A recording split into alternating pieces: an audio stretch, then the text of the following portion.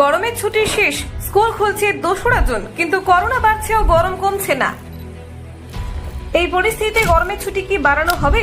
শিক্ষা দফতরের নীরবতা। করোনার মধ্যেও ছুটি বাড়ানোর কোনো ঘোষণা নেই। 2রা জুন সোমবার থেকে পশ্চিমবঙ্গের সরকারি স্কুলগুলোর গরমের ছুটি শেষ হয়ে পঠন পাঠন শুরু হচ্ছে। তবে রাজ্যে করোনা আক্রান্তের সংখ্যা দিন দিন বাড়ছে। গত 24 ঘন্টায় নতুন করে 82 জনের করোনা শনাক্ত হয়েছে। মোট করোনা আক্রান্তের সংখ্যা 287 জন। সেই সঙ্গে ব্যবসা গরমও কমেনি, যা সাধারণ মানুষের জন্য এক বিশাল কষ্টের কারণ। এসব অবস্থায় নানান মহল থেকে গরমের ছুটি বাড়ানোর দাবি উঠলেও এখনো পর্যন্ত রাজ্যের শিক্ষা দপ্তর থেকে এ বিষয়ে কোনো নতুন নির্দেশিকা জারি হয়নি। করোনার কারণেও স্কুল ছুটি বৃদ্ধির সম্ভাবনা আপাতত নেই। সরকারি স্কুলগুলো আগামী সোমবার থেকে স্বাভাবিক শিক্ষাকর্ম শুরু করবে। তাই ছাত্রছাত্রীদের স্বাস্থ্য ও নিরাপত্তার বিচার বিবেচনায় সরকারি ঘোষণার অপেক্ষায় সকলে।